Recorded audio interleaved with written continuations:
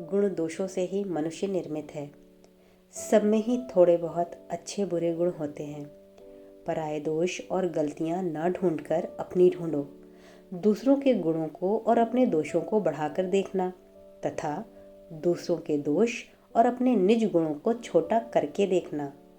मक्खी मवाद से भरे व्रण पर बैठती है और मधुमक्खी फूल पर चर्चा से आत्मचिंतन में क्षति होती है। एक अवतार पुरुष ही दोष त्रुटि शून्य और सर्वगुणान्वित हो सकते हैं। दूसरों की तो बात ही क्या, सिद्ध पुरुष, आचार्य और सद्गुरु के भी व्यवहारिक जीवन और कार्यों में कुछ न कुछ गलती, दोष, भ्रम, प्रमादी संभव हैं, रह सकते हैं, परंतु उनके सद्गुण इतने अधिक होते हैं कि उनके किंचित दोष भी भूषण स्वरूप हो जाते हैं। और जो जिसे हार्दिक प्रेम करता है उसका कुरूप या दोष प्रेमी की नज़र में ही नहीं पड़ता। गुरु के प्रति अकपट श्रद्धा विश्वास यदि नहीं हुआ तो आध्यात्मिक जगत में उन्नति कर सकना मुश्किल ही है। गुरु वाक्य में कभी अविश्वास या संशय नहीं करना। गुरु वाक्य को वेद वाक्य ही समझना। श्री गुरु के उपदेश को बिना सोचे समझे भी सर्वांतकरण पूर्वक पालन करने की चेष्टा करो। यदि वस्तु लाभ चाहिए, समझ रखो कि गुरु के समान तुम्हारा इहलोक और परलोक दोनों का हितकांक्षी और कोई नहीं।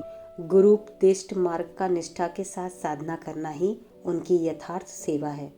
उसी से वे सर्वाधिक प्रसन्न होते हैं। पहले पहले मन में स्पष्ट उच्चारण करते हुए धीरे धीरे जप करना पड़ता है।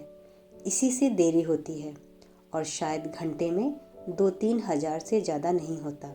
धीरे धीरे अधिक अभ्यास होने पर जल्दी होने लगता है।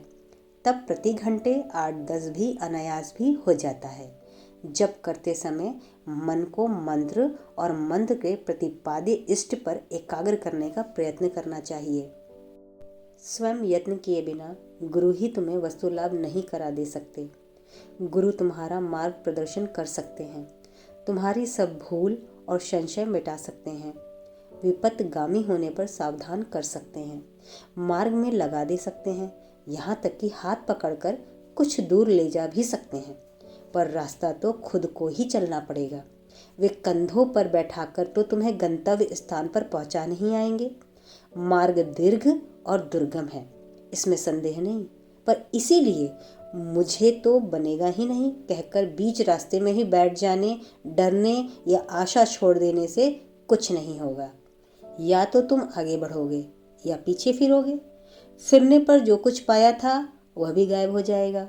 जितना आगे बढ़ोगे उतना ही मार्ग सरल होता जाएगा और शक्ति तथा आनंद मिलने लगेंगे।